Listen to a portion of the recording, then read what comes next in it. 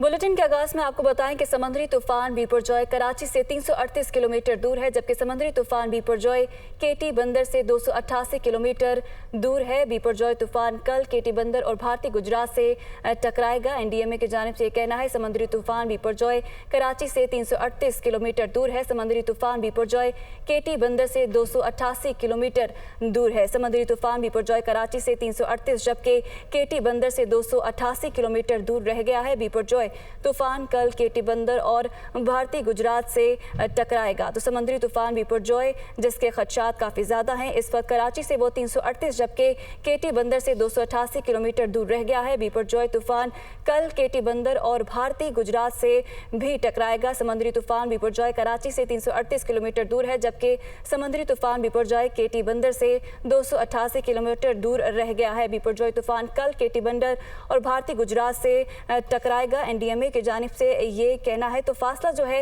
वो काफ़ी कम हो चुका है। कराची से 338 जबकि केटी बंदर से 288 किलोमीटर दूर रह गया है और कल केटी बंदर और भारतीय गुजरात से टकराएगा। हमारे नुमाइंदगान भी हमारे साथ मौजूद हैं। रुताबा अरूस और नवीद कमाल इस वक्त हमारे साथ मौजूद हैं। उनसे इस तमाम तर सूरत हाल बारे जानेंगे। तो सबसे पहले रुताबा आपके पास आएंगे। फासला जो है वो काफ़ी कम हो चुका है, इस वक्त क्या सूरत हाल देख रही हैं?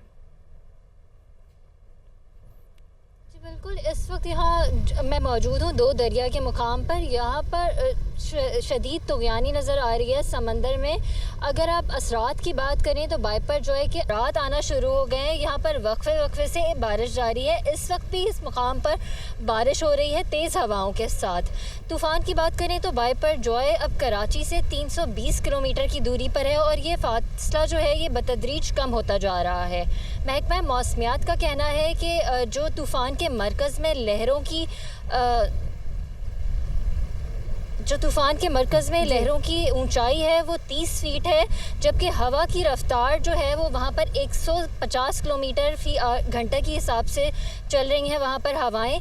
यहाँ पर महकमा मौसमियात का ये भी कहना है कि कराची समेत सिंध के दीगर इलाकों में तूफ़ान के असरात के बायस मौसलाधार और कहीं पर शदीद बारिश, तेज़ आंधी और गर्दालूद हवाओं के साथ मुतवक्के है।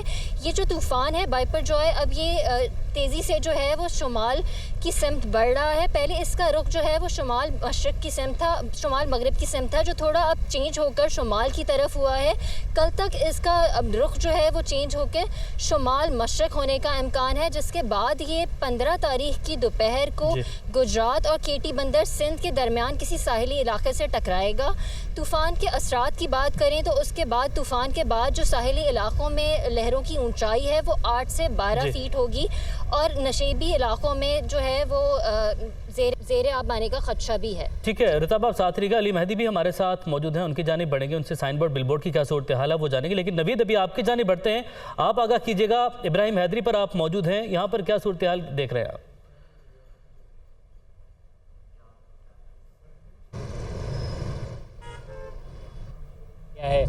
महकमा मौसमियात ने जैसा पेशगोई की थी इसके असरात आना शुरू हो गए। बारिश का आगाज़ हो चुका है, कभी हल्की कभी तेज़ बारिश यहाँ पर हो रही है। अगर यहाँ की बात की जाए तो साहिली इलाका है, माहीगिरों की बड़ी तादाद यहाँ पर होती है जो खुले समंदर में जाती है और अपना रोज़गार जो है मछली के शिकार से इनका जो है वाबस्ता है। यहाँ पर मामूलात अभी जारी हैं। कोई हुकूमती नुमाइंदा या कोई जो है ऐसा फोरम यहाँ पर दिखाई नहीं दे रहा जो इनको आगाही दे। ये पीछे देख सकते हैं कि बड़ी तादाद में माहीगीर हैं जो अपनी लॉन्चों में जो है मछलियां जो शिकार करके भी लाए हैं और उनकी जो है यहाँ पर फ़रोख्त भी जो है की जा रही है। कुछ माहीगीरों से हमने बात करने की कोशिश की, इनका ये कहना है कि खुले समंदर में जाने से गुरेज किया जा रहा है। करीब करीब रहकर जो है कोशिश की जा रही है कि जितना रोज़गार मिल जाए उसको जो है उसी से जो है गुजारा किया जाए। 338 किलोमीटर दूर है। जुमेरात की जो है शाम जो है पेशगोई की गई है कि ये गुजरात और केटी बंदर के बीच में जो है किसी साहिली इलाके से टकराएगा। बारिशों की पेशगोई है। 3 दिन तक जो है महकमा मौसमियात का कहना ज़्यादा से ज़्यादा और 2 दिन तक जो है कम से कम जो है बारिशें हो सकती हैं। अभी जो है ये जो है तीसरी कैटेगरी में और इम्कान ये जाहिर किया जा रहा है कि जितना ये फासला है और जिस रफ्तार से ये आगे बढ़ रहा है तो ऐसा मुमकिन है कि ये दूसरी कैटेगरी में आ जाए जिससे इसकी शिद्दत जो है कम हो सकती है। यहाँ अगर इब्राहिम हैदरी की बात की जाए तो गुंजानाबाद इलाका है, समंदर के किनारे कराची की ये आबादी है जो सबसे बड़ी आबादी है।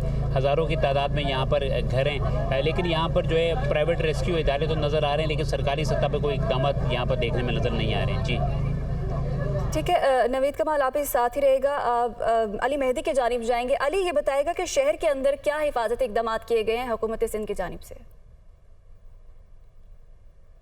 बिल्कुल, शहर में समंदरी तूफ़ान पाइपर जो है के असरात जो हैं कराची के मौसम की तब्दीली की सूरत में अब नज़र आना शुरू हो गए हैं। सुबह से ही शहर के मुख्तलिफ इलाकों में हल्की और तेज़ फुहार का सिलसिला जारी है। तेज़ हवाएं भी चल रही हैं और तूफ़ानी बरसात की पेशगोई की गई है, जिसकी वजह से वज़ीर आला सिंध की जानिब से वाज़ा अहकाम दिए गए थे कि भारी भरकम बिलबोर्ड, स्ट्रक्चर्स, पैनाफ्लैक्स और दीगर इश्तिहाती मवाद जो है उसको हटा दिया जाए और अगर कोई हादसा पेश आए तो सख्त कार्रवाई की जाएगी। कमिश्नर कराची की जानिब से भी गुज़िश्ता रोज़ शहर का दौरा करके अहकाम दिए गए थे, लेकिन अब भी हम देख रहे हैं कि मुताल्लिका बल्दियाती इदारे जो हैं वो रवायती सुस्ती और लापरवाही का मुजाहरा कर रहे हैं। इस वक्त मैं शहर पाकिस्तान पर मौजूद हूँ, जहाँ इस वक्त भी बुलंद इमारतों पर भारी भरकम बिलबोर्ड्स मौजूद हैं, स्ट्रक्चर्स मौजूद हैं, पैनाफ्लैक्स लगाए गए हैं, बैनर्स मौजूद हैं, जबकि इन तमाम इश्तिहारी मवाद को हटाने के अहकाम दिए गए थे।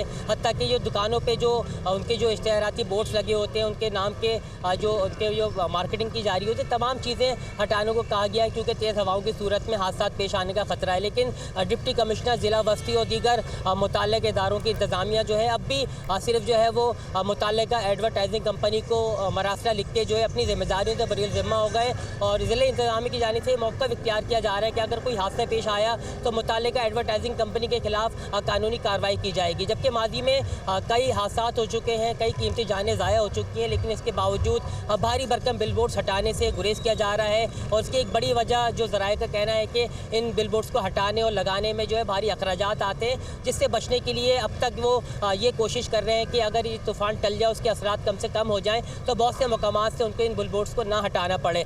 ताहम कमिश्नर कराची की जानिब से कल ये इंदिया दिया गया था कि कल तक की तारीख में तमाम बिलबोर्ड्स हटा दिए जाएंगे और जो मखदूश इमारतें उनको भी खाली कराया जाएगा और दीगर पेशगी इंतजाम भी किए जाएंगे। लेकिन बल्दियाती इदारे इस वक्त भी जो है वो रवायती लापरवाही का मुजाहरा कर रहे हैं और शहरी सूरत हाल पर तशवीश का इज़हार कर रहे हैं। वज़ीर आला सिंध से और आला हुकाम से मुतालबा कर रहे हैं कि सूरत हाल का नोटिस लें और फौरी अमल दरामद कराएं चीज़ों पर। जी, तो ये मुताल्लिका इदारे जो हैं वो हालात की संगीनी को नहीं समझ पा रहे। बहुत शुक्रिया, हमारे तीनों नुमाइंदगान का हमारे साथ मौजूद थे।